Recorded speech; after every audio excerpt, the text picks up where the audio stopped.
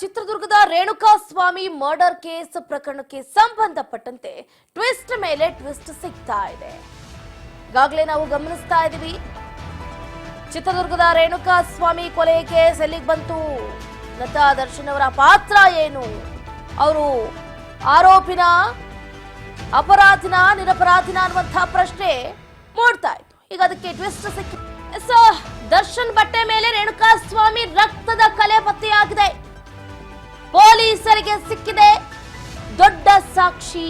ಚಿತ್ರದುರ್ಗದ ರೇಣುಕಾ ಸ್ವಾಮಿ ಮರ್ಡರ್ ಪ್ರಕರಣದಲ್ಲಿ ಈ ಮೊದಲು ಸಿಸಿಟಿವಿ ದೃಶ್ಯಗಳು ಪ್ರಮುಖ ಸಾಕ್ಷಿಯಾಗಿ ಸಿಕ್ಕಿದ್ವು.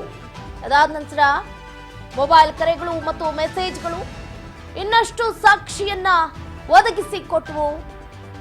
ಈಗ ವಿಧಿ ವಿಜ್ಞಾನ ಪ್ರಯೋಗಾಲಯದಿಂದ ಅಂದ್ರೆ FSL ನಿಂದ ಒಂದು ಬಲವಾದಂತಹ ಎವಿಡೆನ್ಸ್ ಪೊಲೀಸರ ಕೈ ಸೇರಿದೆ. ಅವತ್ತು ದರ್ಶನ್ ಧರಿಸಿದಂತಹ ಬಟ್ಟೆಗಳ ಮೇಲೆ ಪತ್ತೆಯಾಗಿದೆ ರಕ್ತದ ಕಲೆಗಳು. ರೇಣುಕಾ ಸ್ವಾಮಿಯ ದೇಹದ್ದು ಎಂಬುದು ಖಚಿತ ಆಗಿರುವಂತದ್ದು. ಇನ್ನೇನ್ ಬೇಕಿದಕ್ಕೆ ಸಾಕ್ಷಿ? ಚಿತ್ರದುರ್ಗದ ರೇಣುಕಾ ಸ್ವಾಮಿಯನ್ನ ಕಿಡ್ನಾಪ್ ಮಾಡ್ಕೊಂಡ್ಬಂದು ಪಟ್ಟಣಗೆರೆ ಶೆಡ್ನಲ್ಲಿ ಹೀನಾಮಾನವಾಗಿ ನರರಾಕ್ಷಸರಂತೆ ವರ್ತನೆ ಮಾಡಿ ಆತನಿಗೆ ಕೊಡಬಾರದಂತಹ ಚಿತ್ರಹಿಂಸೆಯನ್ನ ಕೊಟ್ಟು ಆತನನ್ನ ಬರ್ಬರವಾಗಿ ಹತ್ಯೆ ಮಾಡಿರುವಂತಹ ಕೊಲೆ ಕೇಸ್ನಲ್ಲಿ ಈಗ ಗುರುತಿಸಿಕೊಂಡಿರುವಂತಹ A2 ಆರೋಪಿ ನಟ ದರ್ಶನ್ ಈಗ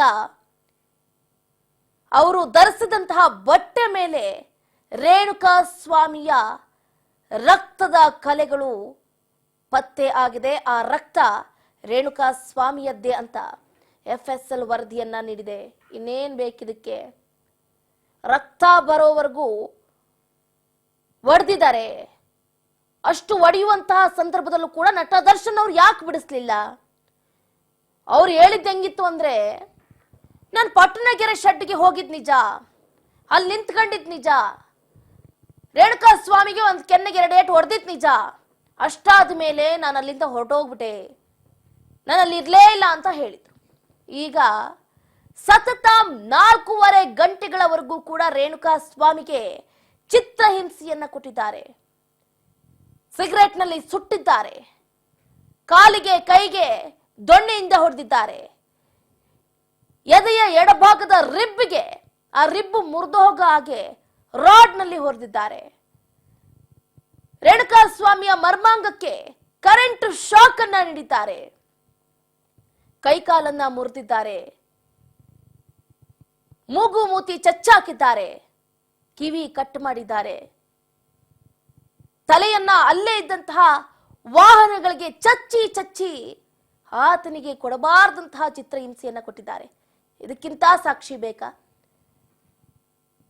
ಕೆಲವೊಂದಷ್ಟು ಅಂಧ ಅಭಿಮಾನಿಗಳು ಹೇಳ್ತಾ ಇದ್ರು, ದರ್ಶನ್ ಅವರು ತಪ್ಪೇ ಮಾಡಿಲ್ಲ, ಆ ಜಾಗಕ್ಕೆ ಹೋಗೇ ಇಲ್ಲ, ಅವರು ಈ ಕೃತ್ಯದಲ್ಲಿ ಭಾಗಿಯಾಗೇ ಇಲ್ಲ, ಷಡ್ಯಂತ್ರ ನಡೀತಾ ಇದೆ.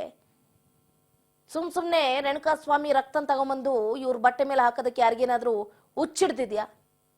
FSL ವರದಿನೇ ಬಿಡುಗಡೆ ಮಾಡಿದೆ. ಈಗ ಅವತ್ತು ತೊಟ್ಟಂತಹ ಬಟ್ಟೆ ಮೇಲೆ ರೇಣುಕಾ ಸ್ವಾಮಿ ರಕ್ತದ ಕಲೆ ಇದೆ. ಈ ಮರ್ಡರ್ ನಲ್ಲಿ ಅವರು ಕೂಡ ಭಾಗಿ ಆಗಿದ್ದಾರೆ. Darshan jeans pant, round neck T shirt ಅನ್ನ ಹಾಕೊಂಡಿದ್ರು. ನೀಲಿ ಬಣ್ಣದ ಜೀನ್ಸ್ ಪ್ಯಾಂಟ್ ಮತ್ತು ಕಪ್ಪು ಬಣ್ಣದ ರೌಂಡ್ ನೆಕ್ ಟಿ ಶರ್ಟ್ ಅನ್ನ ಹಾಕೊಂಡಿದ್ರು. ವಿಧಿ ವಿಜ್ಞಾನ ಪ್ರಯೋಗಾಲಯಕ್ಕೆ ಕಳಿಸಲಾಗಿದ್ದಂತಹ ದರ್ಶನ್ ಬಟ್ಟೆಯಲ್ಲಿ ಈ ಶಾಕಿಂಗ್ ನ್ಯೂಸ್ ಪತ್ತೆಯಾಗಿದೆ.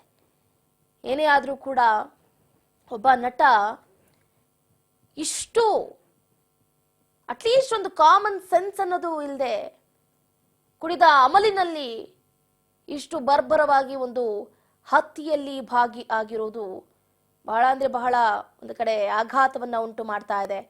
ರೇಣುಕಾ ಸ್ವಾಮಿ ಮೃತದೇಹ ಪತ್ತೆಯಾದ ನಂತರ ಬೆಂಗಳೂರು ಪೊಲೀಸರು ಬಹಳ ಚುರುಕಾಗಿ ತನಿಖೆಯನ್ನು ಆರಂಭ ಮಾಡಿದ್ರು. ಆರೋಪಿಗಳ ಮನೆಯಿಂದ ಹಲವು ವಸ್ತುಗಳನ್ನ ವಶಪಡಿಸಿಕೊಂಡ್ರು. A2 ಆರೋಪಿಯಾಗಿರುವಂತಹ ದರ್ಶನ್ ಮನೆಯಲ್ಲಿ ವಶಪಡಿಸಿಕೊಂಡ ನೀಲಿ ಬಣ್ಣದ ಜೀನ್ಸ್ ಪ್ಯಾಂಟ್ ಮತ್ತು ಕಪ್ಪು ಬಣ್ಣದ ರೌಂಡ್ ನೆಕ್ ಶರ್ಟ್ ಅನ್ನ ವಿಧಿ ವಿಜ್ಞಾನ ಪ್ರಯೋಗಾಲಯಕ್ಕೆ ಕಳಿಸಲಾಗಿತ್ತು. FSL ಪರಿಶೀಲನೆ ಸಂದರ್ಭದಲ್ಲಿ ದರ್ಶನ್ ಅವರ ಬಟ್ಟೆಯ ಮೇಲೆ ರಕ್ತದ ಕಲೆಗಳು ಪತ್ತೆಯಾದವು. ಇವುಗಳು ರೇಣುಕಾಸ್ವಾಮಿಯ ದೇಹದ ರಕ್ತ ಅನ್ನೋದು ವರದಿಯಲ್ಲಿ ಖಚಿತ ಆಗಿದೆ. ರೇಣುಕಾಸ್ವಾಮಿ ಕೊಲೆಯಲ್ಲಿ ದರ್ಶನ್ ಭಾಗಿ ಆಗಿದ್ರು ಅನ್ನೋದಕ್ಕೆ ಇದು ಅತ್ಯಂತ ಮಹತ್ವಪೂರ್ಣ ಸಾಕ್ಷಿ ಆಗಿದೆ. ಎಫ್ಎಸ್ಎಲ್ ತಂಡದವರು ಜಪ್ತಿ ಮಾಡಿದ್ದ ಇನ್ನೂ ಹಲವು ವಸ್ತುಗಳ ವರದಿ ಬರುವುದು ಬಾಕಿ ಇದೆ.